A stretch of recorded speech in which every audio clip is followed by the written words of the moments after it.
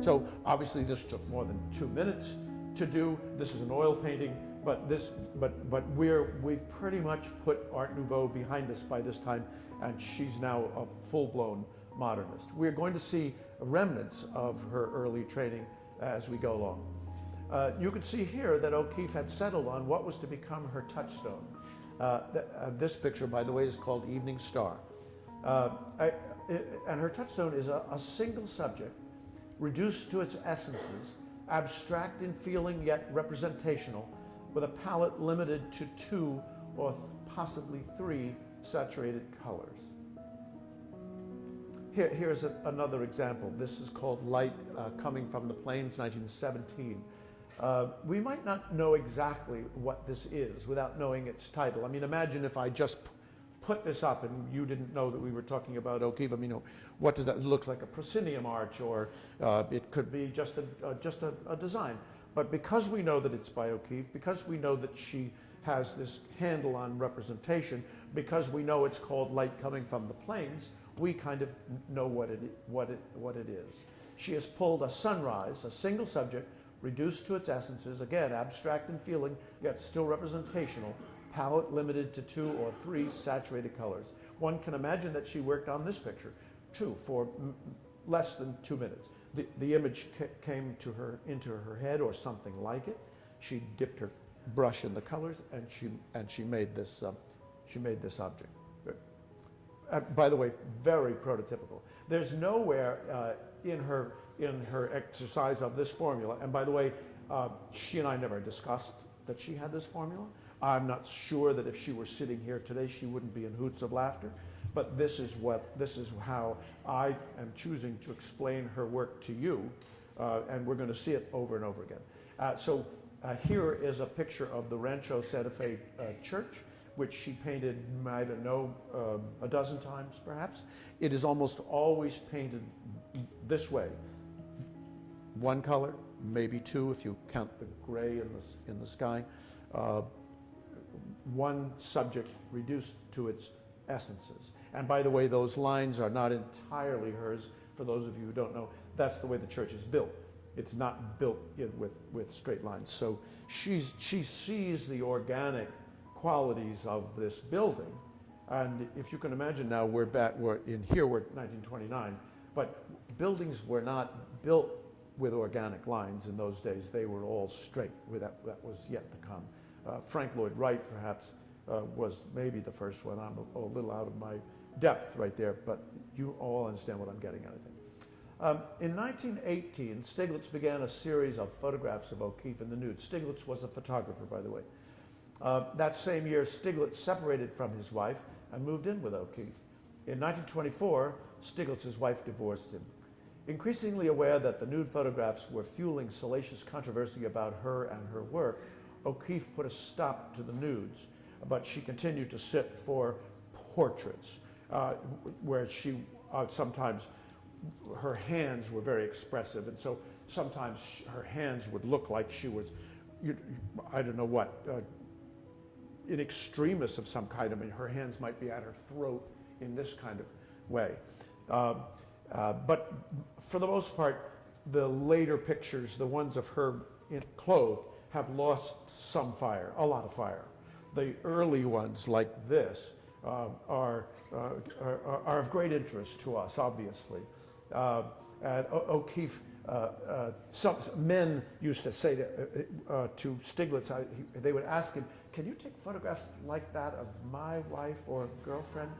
This amused O'Keeffe because she said later that if they had known the character of the relationship from which these photographs sprang, they wouldn't have been so interested in having Stieglitz photograph their wife or girlfriend.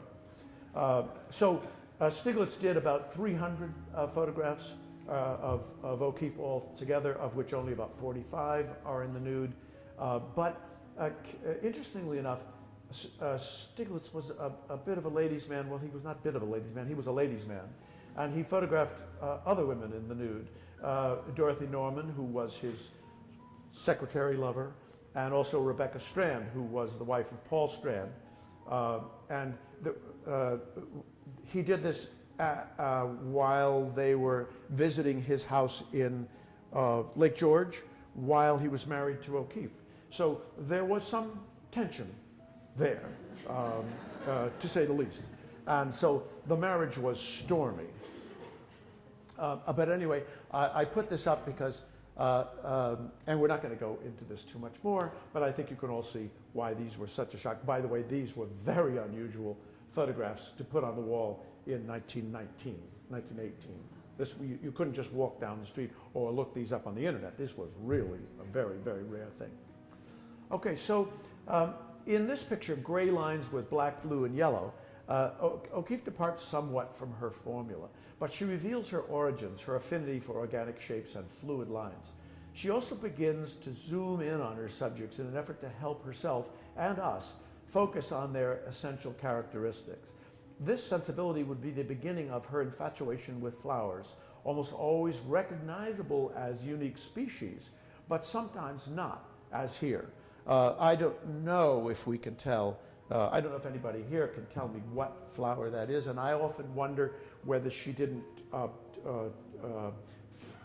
fold it like a mirror, like a, you know, is one side kind of the mirror image, not exactly, of the other. You all understand what I'm saying.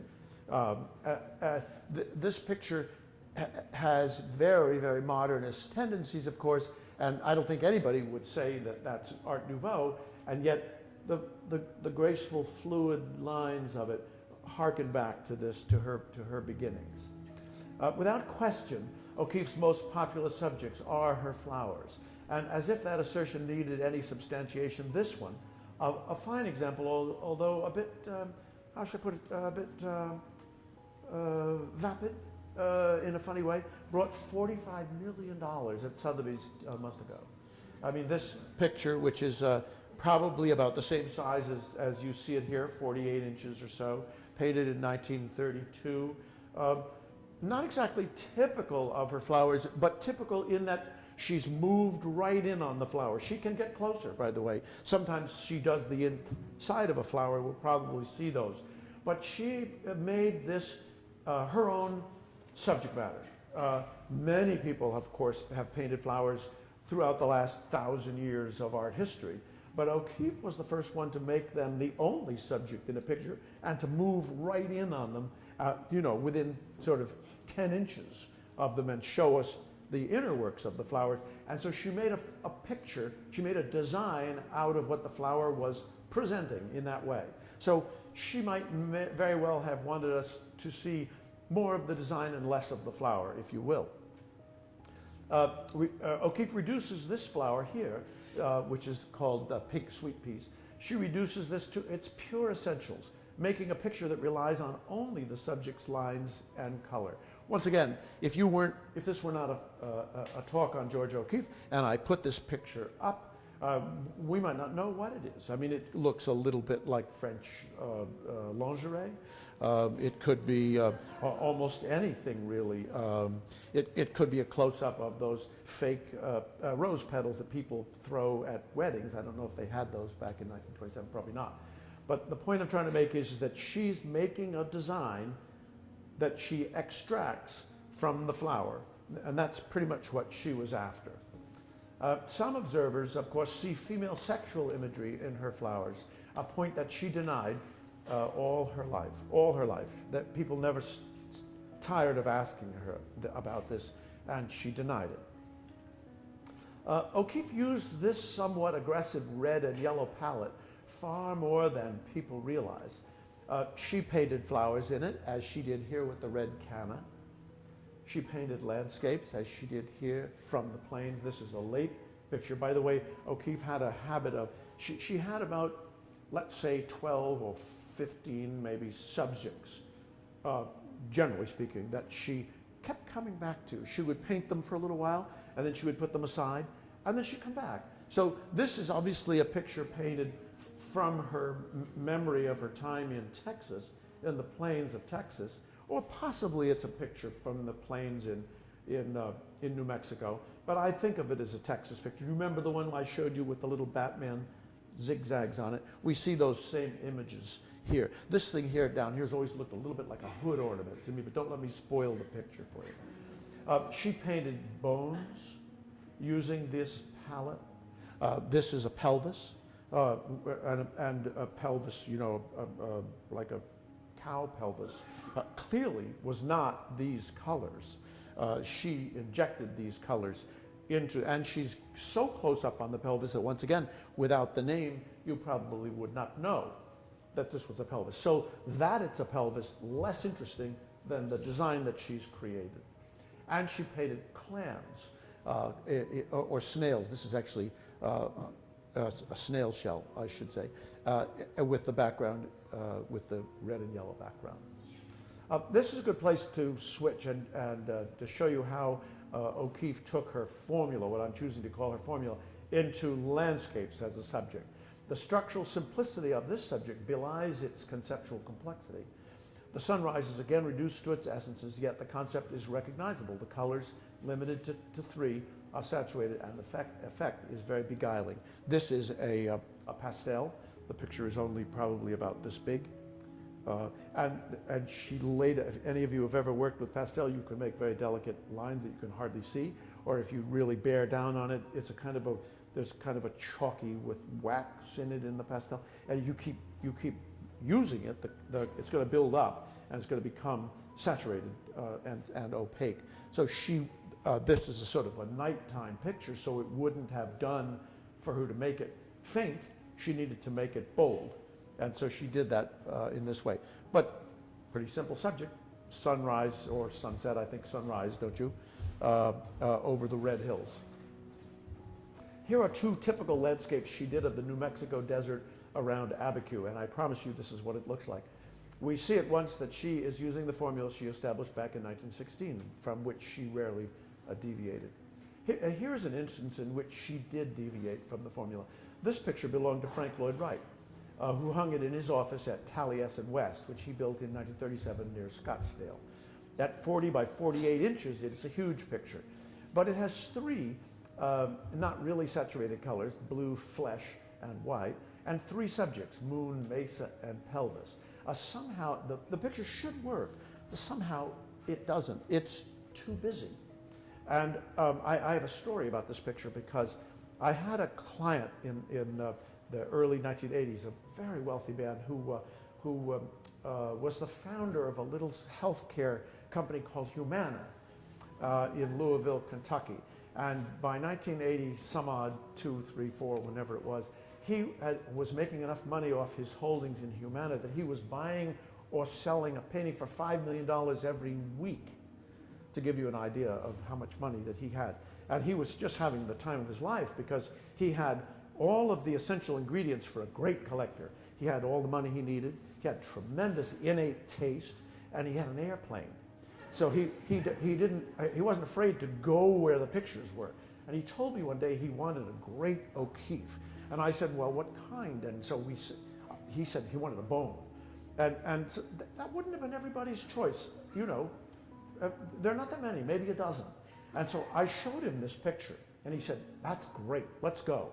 So we made an appointment, and I went out to Teterboro Airport, and he picked me up in his little Learjet, and off we went. And a Learjet is a very little thing, really, when you get inside it. It's like flying in a little toilet paper tube. You know, you're sort of cramped in there. And it was just the 2 of us. So we talked about art for about 5 hours, and we got to Scottsdale, and we had a car, of course, waiting, and we drove out to Taliesin. Now, I have a rule that I broke on this occasion, that never ever to show a picture in its own place, because too many things can come in. There are too many variables that you can't predict. But I thought that he would like to go out to Taliesin West. I mean, I wanted to go out to Taliesin West, having never been there. But by 1984, 85, Taliesin West was a kind of a dump. It was made of plywood in the first place, and it was kind of falling down. And curiously enough, Frank Lloyd Wright was a tall man, like 6'6". And when we went in, we met the director, and Wendell hit his head on something protruding out of the ceiling. He turned around and took rather a bad whack on his head, and he drew blood. And he was mopping his forehead with a napkin and swearing about it. And I'm thinking, oh, boy. This is great. Yeah, we go back into the back room, and there's this picture hanging without a light on it, on a slight angle, you know, and the director is sort of saying, well, here it is. And Wendell is mopping the blood, and he said, let's go. That was like it. And I've never liked this picture since that time. And so we got back in the plane, and the two of us had to go and spend another 5 hours face to face. And it was a different trip on the way back. Anyway, sorry for the diversion, but this picture, in my view, doesn't work because she tried to put too much into it. And so I predicted in years to come, while we're talking about bones, I predicted in years to come O'Keeffe's skulls and her bones will become a more important part of her legacy than her flowers. She only did a dozen or so, all between 1931 and 44. This one is the Metropolitan Museum from 1937. These subjects are like her flowers and her landscapes, not so much of her making as of her finding. In other words, she didn't, these are not objects that she makes up. She finds them, and then she floats this skull in the air over her landscape in New Mexico. These things are lying discarded at her feet. She used to go off on a walk out into the middle of nowhere, and she would bring these things home. And then she raises them up and contrasts them against the blue sky, almost always with the hills of the mesa in the distance. She makes beauty from what nature herself has no further use of. These are things that are discarded. No discussion about objects discarded by their previous owners and turned into beautiful art would be complete without showing one of her clamshells, probably her rarest of subject motifs and her least known. She moves us in close, as with her flowers, and she limits her palette, in this case, to just black and white with just a hint of pink. Can you all see? A little tiny hint of pink, which is a color of life, of course. Gray and white are colors of death. So some observers see in these little compositions an obsession with maybe spermatozoa. But of course, she denied this too for the entirety of her life. This picture, by the way, is only about this big. And it hangs in the Wadsworth Athenaeum right now. And I just think it's the best, just the finest thing. Here she focuses in on the interior of a clamshell and sees a landscape in it. Again, if we didn't know what this was, I mean, if I just put this up on the screen, nobody would say, oh, that's the interior of a clamshell. At least I mean, it looks like maybe like rumpled bedclothes. I mean, I don't know what else it looks like. But if I tell you that it's the interior of a clamshell, we've all seen that. So how come she's making a picture of this? She must have got like right down on it with a, 4 or 5 inches away from it. And we're very glad that she did that. This is entirely her own, and yet it's her flowers for which she is most famous. I much prefer this. So the Shelton Hotel went up in New York on 49th and Lexington Avenue. The first skyscraper to be built after New York City passed its first in the nation zoning laws in 1916. New Yorkers were keen to limit the construction of skyscrapers because they blocked the sun. The buildings had therefore to be designed to step back as they rose, assuring that light and air would reach the street. In 1924, Stiglitz, 60 years old, and O'Keeffe, 37, were married. By the way, I don't know how many of you have ever heard the apocryphal question to the apocryphal, the answer to the apocryphal question.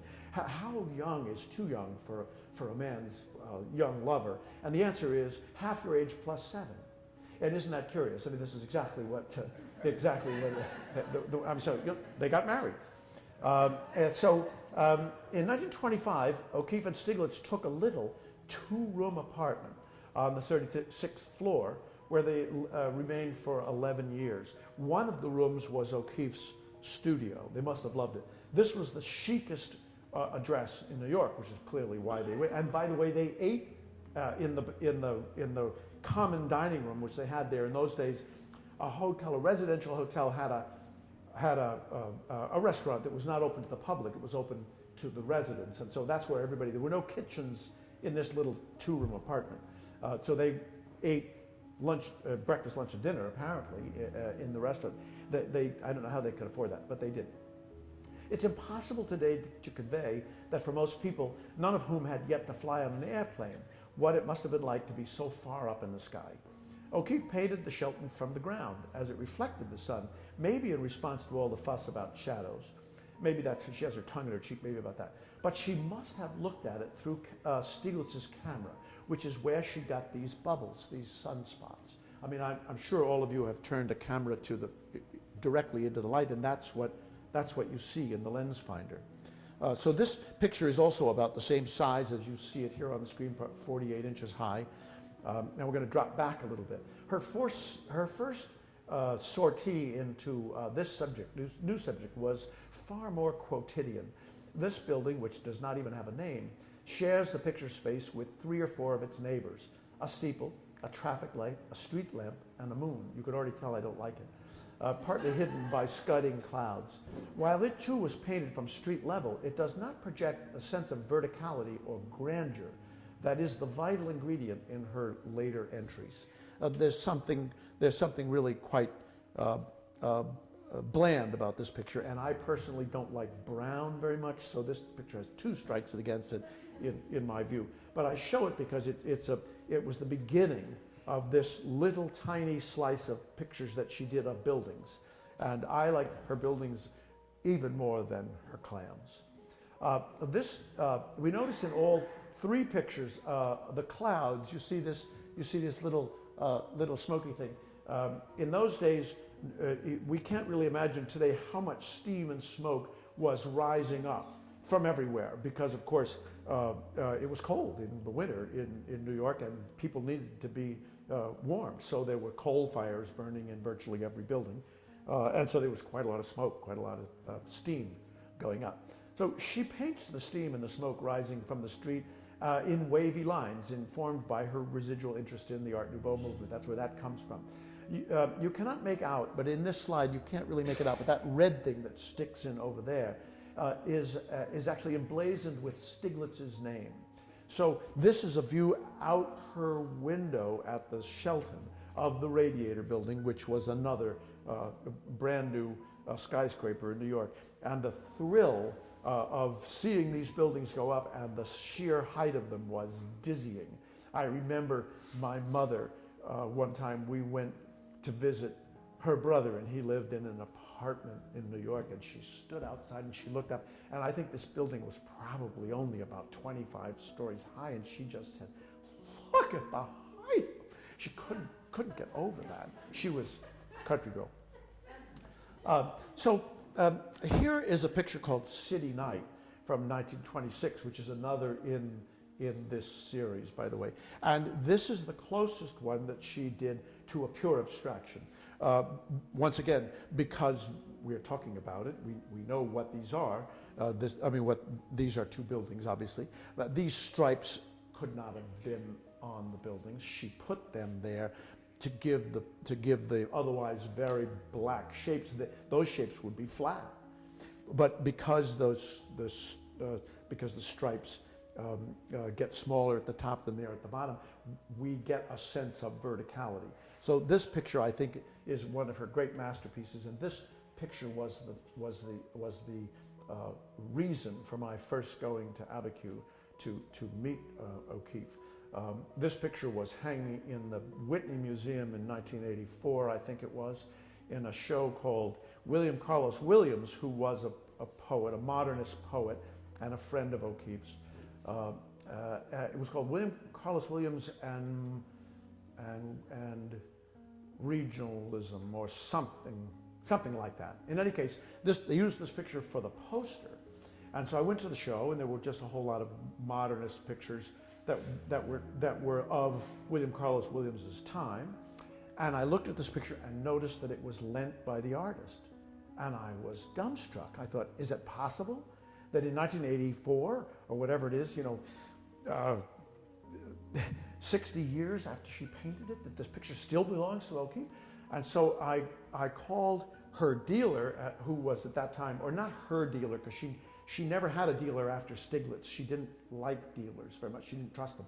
But Robert Miller, who was a dealer on 57th Street, had established a sort of a rapport with her new companion, Juan Hamilton. And so I got in touch with Juan Hamilton through Robert Miller, and I inquired, could this picture be bought? And the answer came back and said, well, it could, but it would have to go to an A collector, an A-list collector, who would have to agree not to sell it. And I said, oh, no problem. And so I sold it to an A-list collector who agreed, not in writing, but he agreed that he would keep it, you know, forever and ever. And so this other friend of mine who was another dealer, he and I organized the sale to this man. Now, what maybe some of you know, some of you maybe only suspect, almost all collectors are merchants at heart. I mean, they love art, they buy art, they sell art. You know, when they get tired of it, or when the value goes up to a certain point where they think, oh, it's worth more than I'm getting from it, I'll sell it now. So when we bought this picture in 1983 or 4, I can't quite remember, we paid $300,000 for it, which was a you know, market price. That was a big price. So by 1987 or so, the picture had almost doubled in value. And we talked to this man into selling, which of course he readily agreed. So I showed it to the curator, or the director actually, at the Minneapolis Art Institute, and he loved the picture because they didn't have an O'Keeffe. And this one, oh my God, you know, can you believe it? And it was only $600,000. He was totally down with it. So we sent the picture out there. And we had already, by the way, had the picture. Whenever a dealer buys a picture, and you should do this too, if you ever buy a picture, you must send it to your conservator to make sure that it's all there. Because just because you see this doesn't mean that that's the way it looked in 1926. It could be different. So we always send, so we had done that, of course, we always do that. And so we were completely confident that the picture was in good condition. We send it to Minneapolis, and it goes to the curator, it goes to the director, it goes to conservation, and it goes to the trustees. And I get a call from the director, and he says, well, we've got your picture, and I have good news and bad news. And I thought, oh my God, you know, so let's have the good news, I thought. God, I want to put off the bad news, whatever. And he said, we love the picture. And I said, great, what's the bad news? And he said, it's in terrible condition. And I said, what? How could that be? So he said, all the black is brand new. I was stunned. I mean, first of all, I had $300,000 invested in this picture. And all the black, which is about 50% of the picture, was brand new. I called my friend Juan Hamilton, and I asked him, is this true? And he said, yes. And I said, how did that happen? And he said, well, and then he explained to me, well, black is a fugitive color. Now, by that I mean some colors are fast. You can put turpentine or some kind of agent on a rag, and you can rub, and then look at the rag, and it doesn't come off. Red is a very fast color. Black is a very fugitive color. It becomes soluble almost immediately, even in very mild solutions of solvent. And so somebody had tried to clean this picture and cleaned half the paint off it. So a canvas, if you look up close to it, is woof and weave, right? Warp and woof, isn't that what I mean? And so there's little high points and there's little low points. And when somebody had cleaned this picture, they had cleaned all the black paint off the high points, and it was only left in the low points. And they sent it to O'Keeffe because the picture was ruined. O'Keeffe said, we can fix that. And she's the artist, right? So she fixed it. But she didn't do it herself. She sent it to her conservator in New York, a guy by the name of Felrath Hines, who painted it according to her instructions. And she pronounced it original. And I say she had the right to do that. But the director of the Minneapolis Art Institute is saying to me, is it really original? And I was a bit in a jam. So I called Juan back, and I told him what the problem was, that Minneapolis wanted to buy the picture, and they really would be a great place for this picture to reside. And he said, well, we don't care if it goes to Minneapolis or not. And so I'm like stuck with it, because clearly my investor is also very unhappy. And he says, I'll give you back your money. I said, what? And he said, yeah, I'll give you $300,000 for it. I said, the picture's worth $600,000. He said, you're telling me it's not.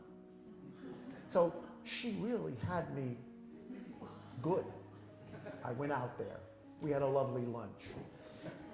I decided not to sell it to her. I sold it to the Minneapolis Art Institute for $300,000, and that's where it is today.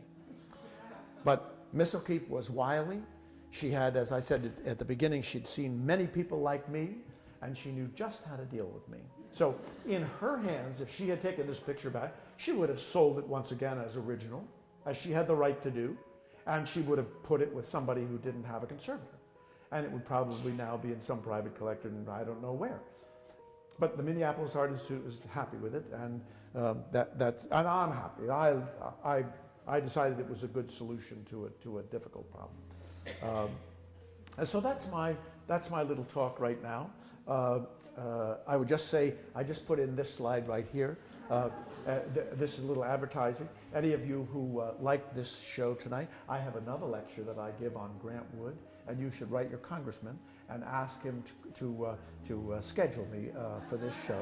Because this talk I have only given at Middlebury College, and they liked it there. So it's a little racier than tonight's, although we did have one nude tonight. In this we have no nudes, but lots of imagery. So that's my talk. And now anybody who has any questions, or for that, I mean, anybody who wants to leave is welcome to do so. I will take your questions. Yes.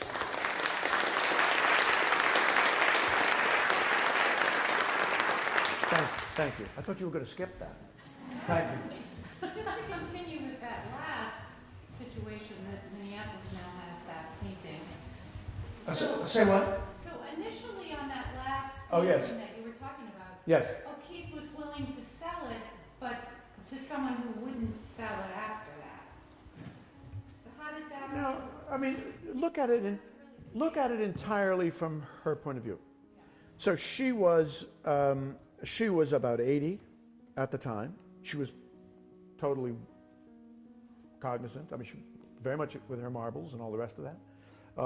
And this picture had been badly treated by somebody who didn't know how to clean a picture, and she authorized her conservator to repaint the black. Now you'll notice in the black, by the way, you'll notice in the black that the black is not modeled. What's called modeled.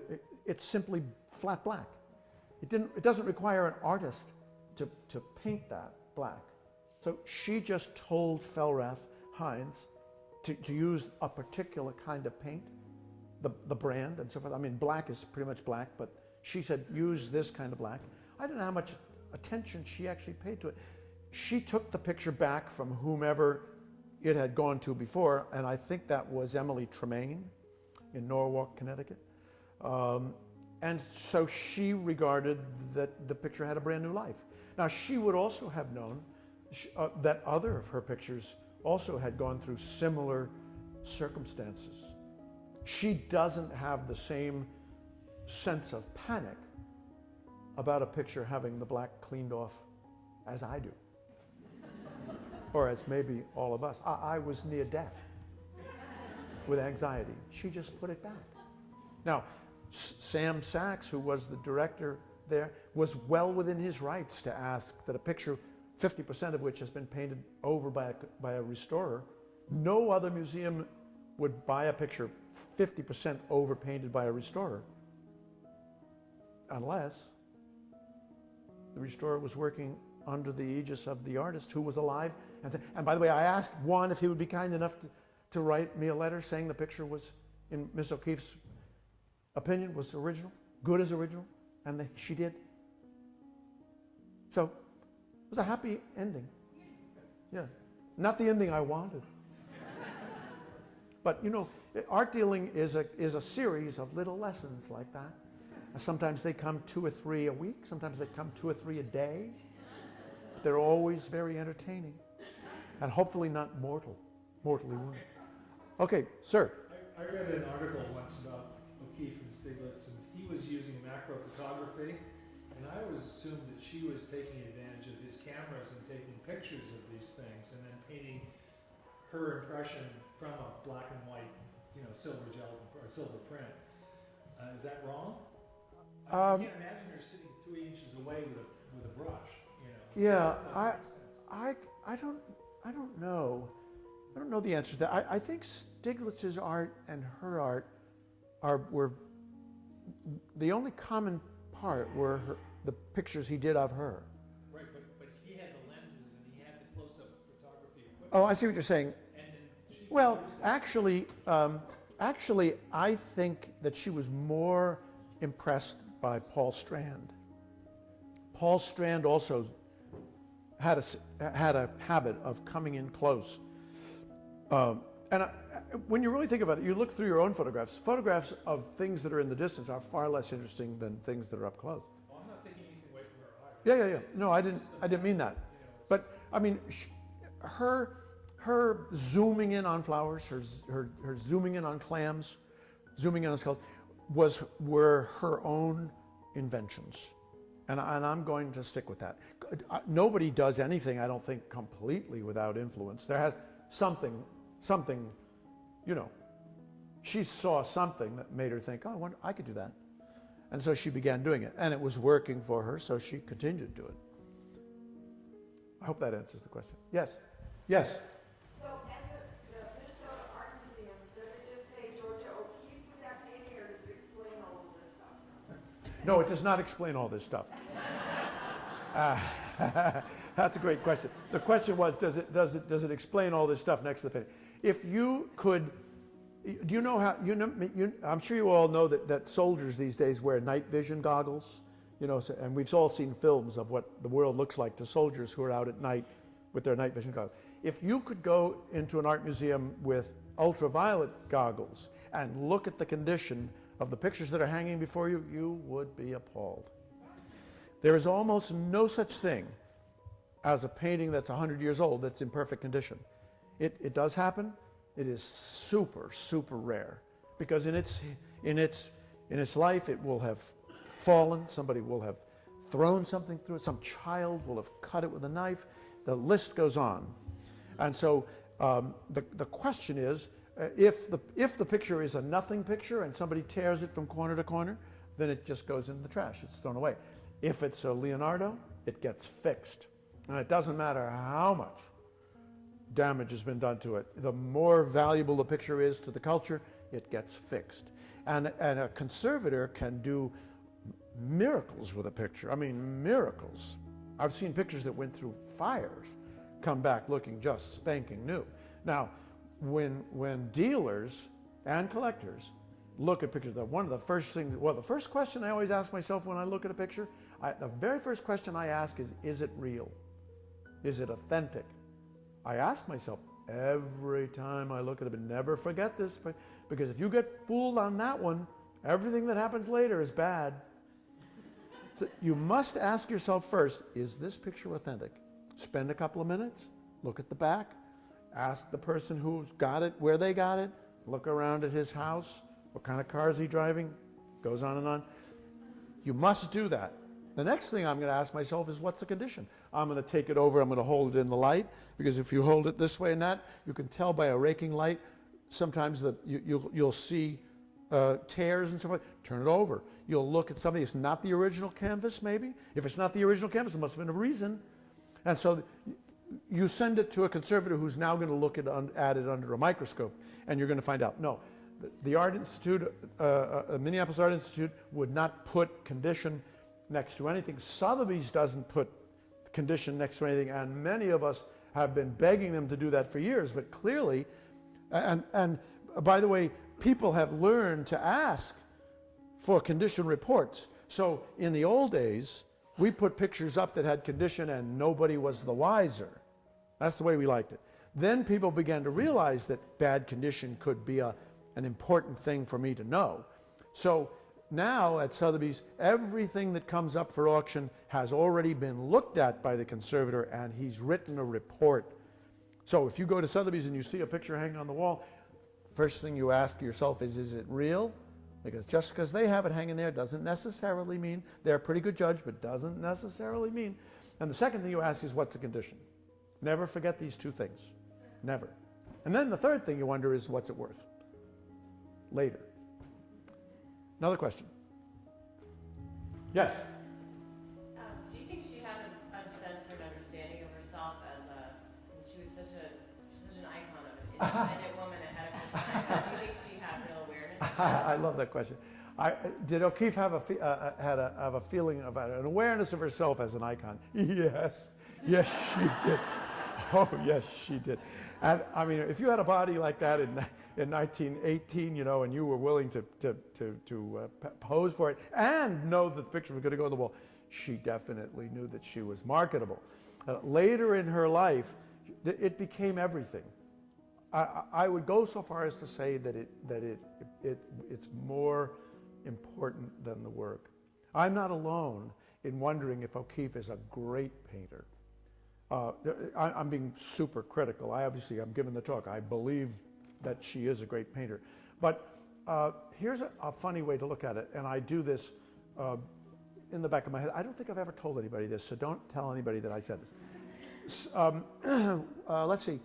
We know that Ted Williams batted .400, I think, in 1938 or something like that. And that means that he could get a hit 4 times out of 10. That's very good. I rate painters the same way. To give you an idea, Winslow Homer is probably about a 90% painter, better than Ted Williams. When Winslow Homer sat down to make a picture, 9 times out of 10 he made a good picture.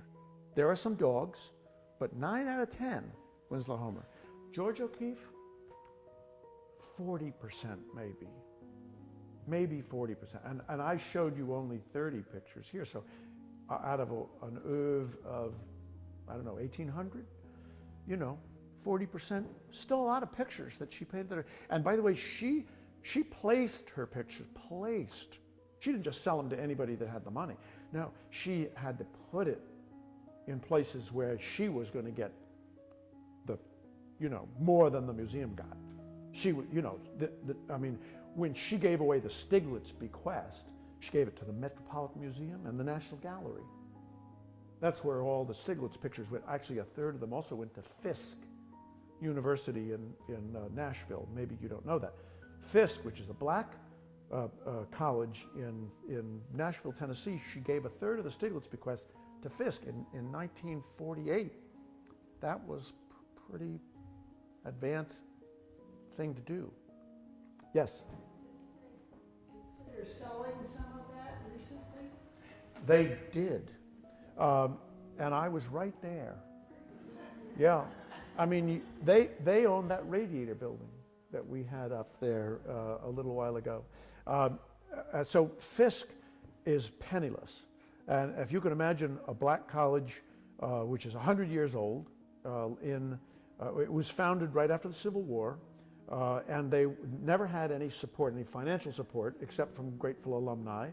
And there weren't a lot of sufficiently grateful alumni to give them an endowment. They didn't have one. And so when you went to visit Fisk University, it has all the charm of an army barracks. I mean, the little buildings, the little cinder block, it really is sad. And then I went to a building about this size, which was their old gymnasium, which they had converted to an art gallery. And in there are these great pictures by Hartley and O'Keeffe and Charles Sheeler and Demuth and on. And it just takes your breath away. And they needed money, and so they were petitioning the state to allow them to abrogate the will. So Miss O'Keeffe, of course, is dead by this time, and she gave them on the condition that they never be sold. But Fisk is saying, we need to sell. And so the state considered it because they didn't want Fisk University to go under. They were kind of caught between a rock and a hard place. So the Attorney General has the responsibility for both things, for Fisk and for Miss O'Keeffe, and Fisk is her legatee. So he's in a jam. And so he at first said, no, you can't sell them. And then Fisk took a deal from Alice Walton, who gave them a bid of $50 million for a 50% interest in the whole collection. And the president of the university was Hazel O'Leary, who some of you may remember as the Secretary of Energy under Bill Clinton. really a wonderful woman. I went to see Hazel, and I told her 50 million was a gift, that they shouldn't under any circumstances sell 50% of the collection for $50 million. That someday that picture alone, I think I probably said, might be worth that much. Oh, poo-poo. You know, it's worth a great deal more than that Jimson weed. I mean, the Jimson weed, is, you remember I said, that's kind of an okay picture. The Radiator Building, that's a masterpiece. I mean, if those two pictures have been in the same sale, the Radiator Building would have been $90 million. These are big numbers, I know. But in any case, the Attorney General finally allowed as how Fisk could sell this 50% interest to Alice Walton for $50 million, and the pictures go back and forth. They each own half of them. Miss Walton got far the better of the deal, but Fisk was about to die. So, What happens when she dies? pardon me? What happens when she dies? What happens to the painting? Who? Oh, Miss Walton? Yeah. Oh, well, her museum is called Crystal Bridges. It's in Bentonville, Arkansas. And Miss Walton came into the art market about 15 years ago and pretty much took it by storm. She's worth $18 billion. She spent a mere $1 billion on her museum and the collection. And she literally hoovered up everything that was any good. And then she was done. Off to another project. And so Crystal Bridges, if you're ever in the neighborhood of Bentonville, you might go there. It'll be there forever. Forever. Another question?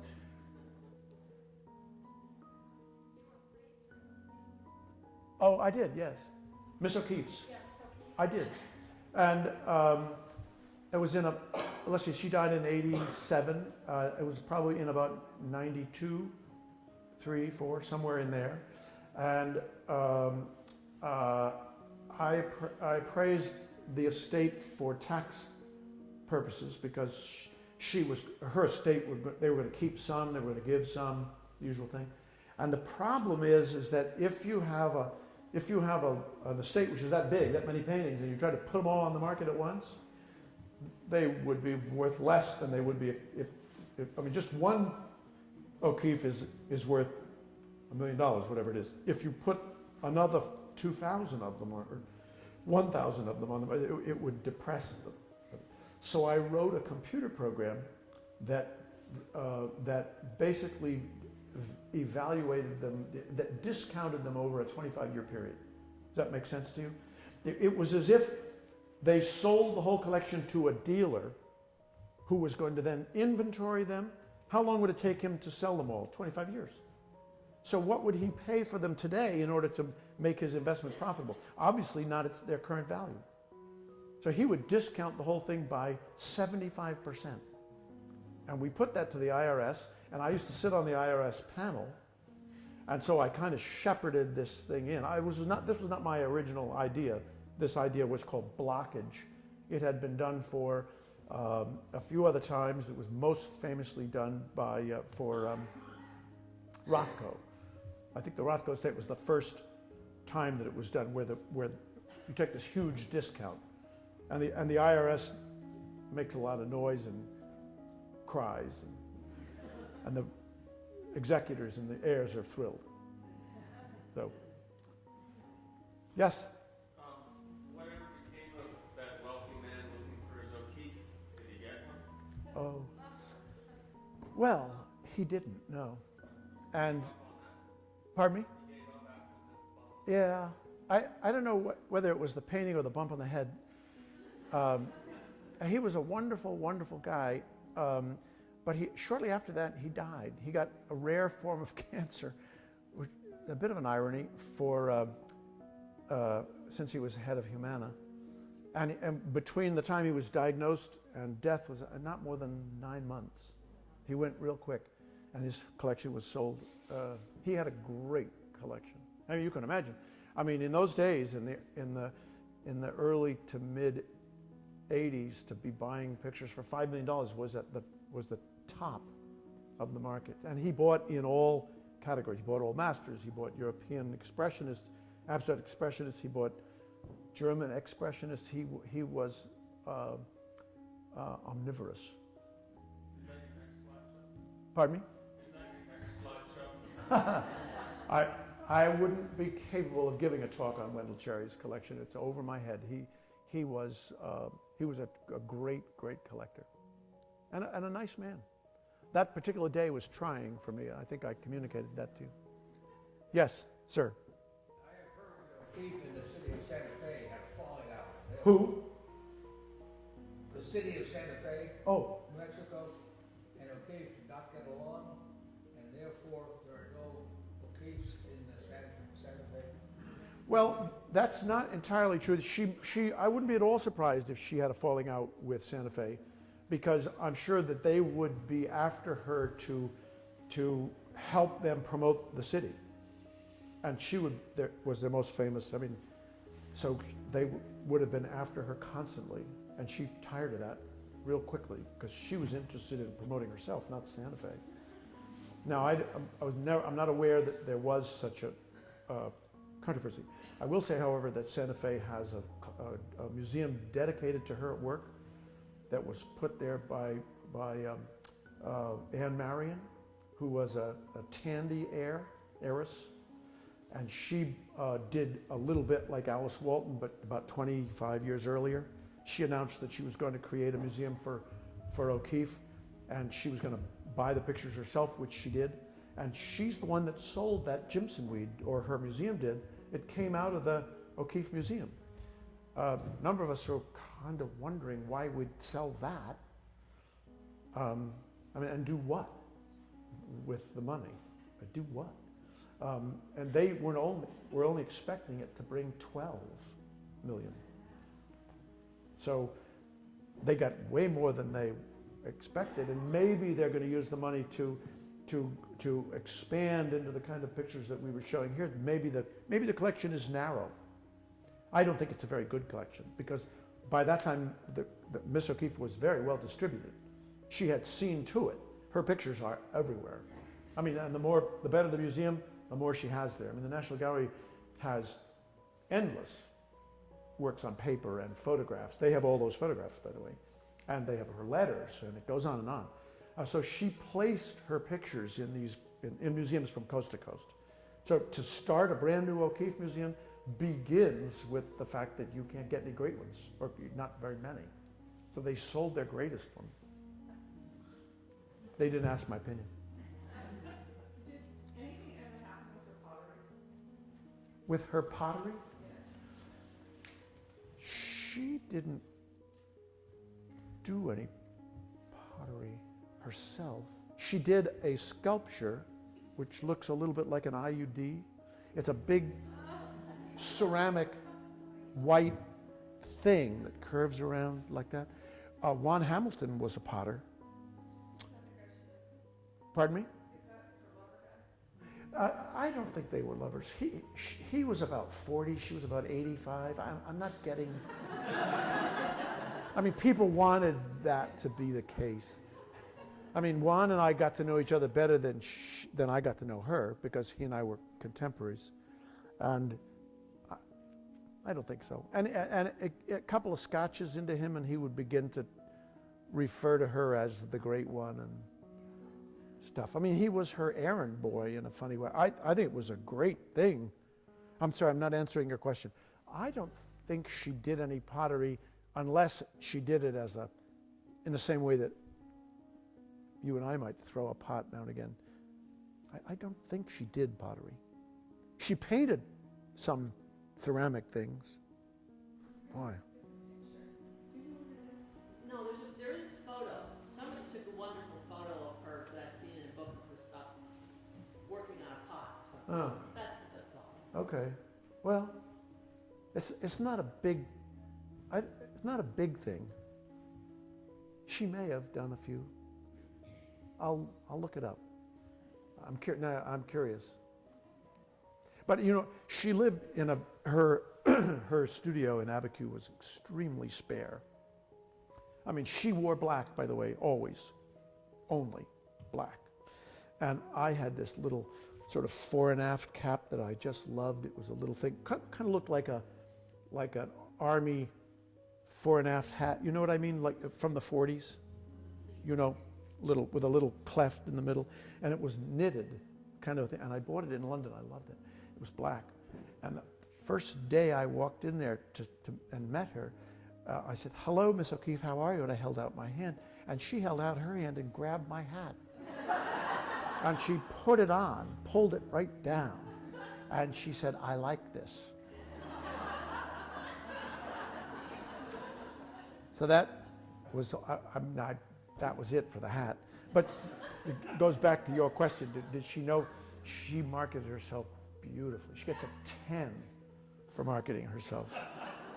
She did it really, really well. And the interior of her apartment, she would have one painting on the wall, and that would be the one that she wanted whoever was her visitor, she wanted them to see. And by the way, people would importune her to come. I want to buy one of your pictures. And she would judge the person coming, whether he was a great, great collector or a putz. And then she would put a picture on the wall to match what she thought was his capacity. And the first person I ever met who had bought paintings directly from Miss O'Keefe was a man from San Antonio.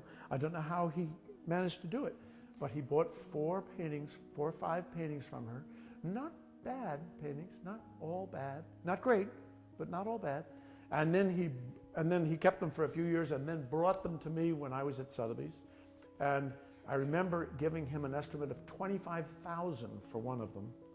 And he went, "That's all?" And I said, 28? Something like that was it in 1969 or 70 or something. I was very young. That's what we were getting for them then.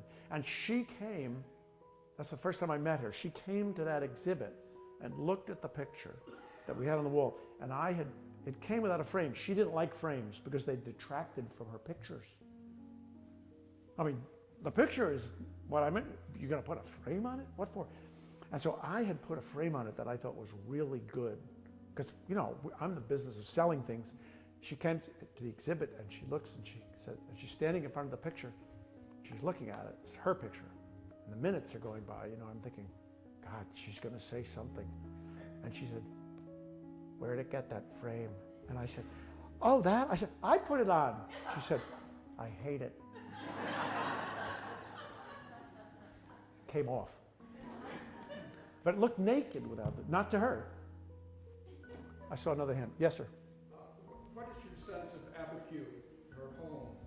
And was it her presenting herself to the world as she wanted, or was it really her as she lived? Yeah, well, you have to remember, she went there in the 1920s or 30s. She went there when nobody would have bothered her there. It was nobody was going to go there. I mean, even today, it's a hike. To get there, it's like a 3-hour drive from Albuquerque. So it's way out there. And the town is basically a little store with a gas pump. There's nothing there. And it is now.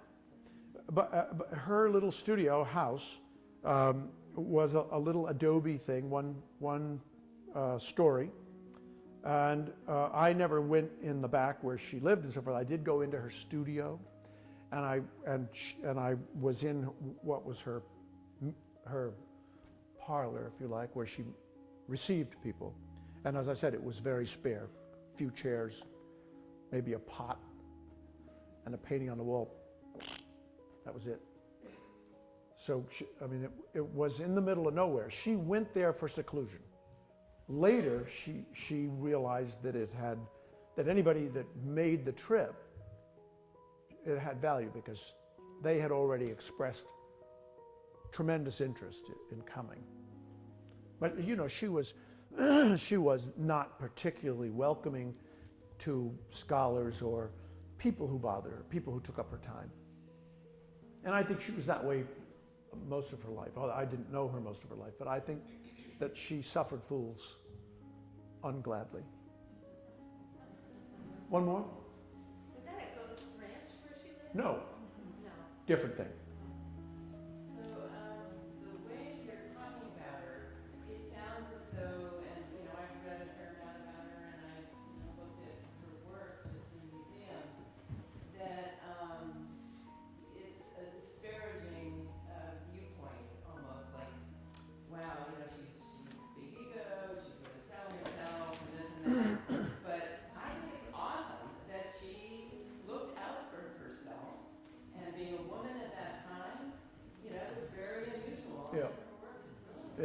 I don't disparage her.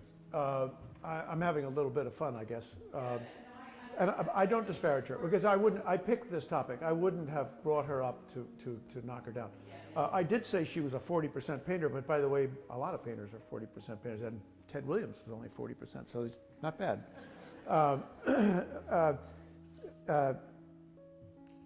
I think that her pictures are simplistic, and they're beguilingly simplistic.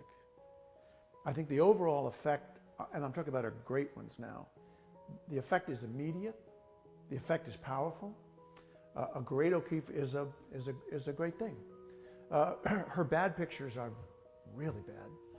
And I think that as time goes on, I mean, all artists, all people for that matter, I mean, everybody who has a public persona, your star rises and falls. And hers was very high in her life. It stayed high, and it was high into her death. And only after 10 years or so, people began saying, it's not that great. I mean, if you put her up against Marsden Hartley, not in the same league, really. If you put her up against Demuth, not in the same league. But Sheeler, Stuart Davis, these are her contemporaries. I prefer all of those painters at their best to O'Keeffe. And by the way, I have a talk on Charles Sheeler if you'd like that one too. Thank you again for coming out.